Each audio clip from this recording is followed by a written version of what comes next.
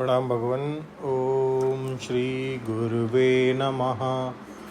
ओम गुरुर्ब्रह्मा गुरुर्विष्णु गुरुर्देवो महेश्वरः गुरुः साक्षात् परं ब्रह्म तस्मै श्री गुरुवे नमः।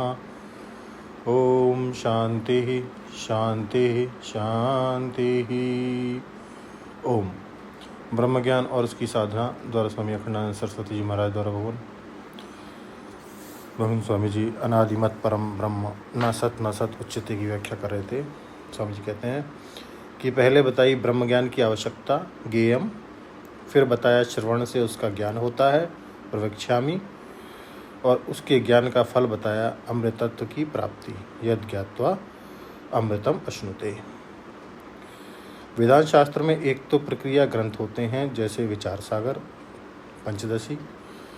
प्रक्रिया ग्रंथ का अभिप्राय होता है कि वेदांत पर श्रद्धा करने वाला शिष्य किस प्रकार से, किस प्रक्रिया से, किस ढंग से विचार करे कि उसको ब्रह्म आत्मिकत्व का निश्चय होवे। ब्रह्म आत्मिकत्व का निश्चय करने के लिए विचार का प्रकार विशेष उसी को बोलते हैं प्रक्रिया ग्रंथ, जैसे विचार सागर और पंचदशी। वेदांत में एक सिद्धांत ग्रंथ होते हैं जैसे अष्टावक्र गीता या योग वासिष्ठ। उसमें विचार की प्रक्रिया नहीं है, उसमें तो बस बम गोला फेंका हुआ है कि आत्मा ब्रह्म है। इन दोनों के सिवाय वेदांत शास्त्र में एक प्रमाण मीमांसा होती है, वह सिद्धांत के निरूपण से भी निराली है, और पंचदशी विचार सागर आदि में जो प्रक्रिया बताई हुई है उससे भी निराली है, वह है प्रमाण्य व्यवस्थापन। तो प्रमाण क्या है कि जैसे रूप लाल है कि काला है कि नीला है, इसमें प्रमाण है आँख। नेत्र के सिवाय लाल काला नीला का प्रत्यक्ष नहीं हो सकता। अन्य प्रमाण से अनधिगत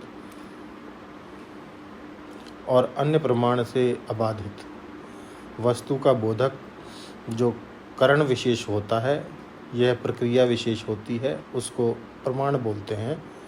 जैसे कान से हम शब्द सुनते हैं तो केवल कान से ही सुनते हैं, दूसरे किसी भी इंद्रिय से नहीं सुनते। तो अन्य प्रमाण से माने नेत्र, घ्राण, रसना आदि से अनधिगत और नेत्र, घ्राण, रसना आदि से अबाधित शब्द रूप विषय का बोधक होने से श्रोत्र प्रमाण है, और श्रोत्र रसना आदि से अज्ञात और अबाधित रूप विषय का बोध कराने के कारण नेत्र प्रमाण है। इसी प्रकार जो आत्मा और ब्रह्म की एकता है वह अपरिच्छिन्न अद्वय वस्तु विषयक होने से किसी भी नेत्र, रसना, घ्राण आदि इंद्रिय से अज्ञात है और इनके द्वारा अबाधित है।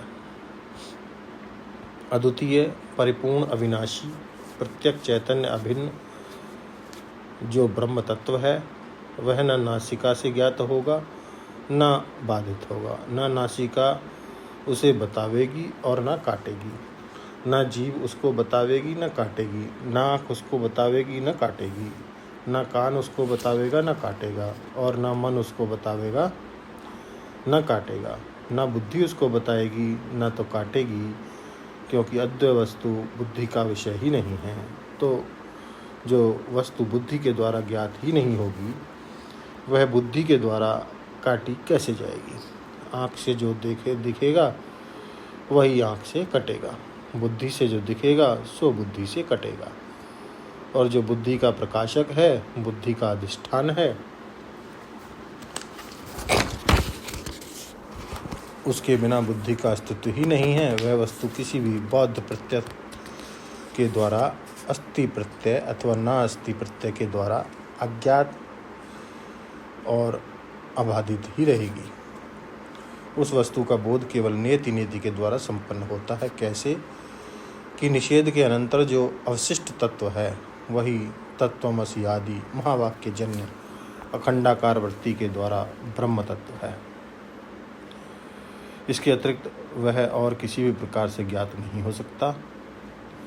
उसके अतिरिक्त वह और किसी भी प्रकार से ज्ञात नहीं हो सकता। इसलिए आत्मा और ब्रह्म के ज्ञान में केवल द्वैत बाधक, ब्रह्मात्म ऐक्य बोधक वाक्य ही प्रमाण है, इसके सिवाय और इसका प्रमाण नहीं है। आज यहाँ तक भगवान, इसके आगे लेंगे अगले सत्संग में। ओम शांति ही शांति ही शांति। प्रणाम भगवान।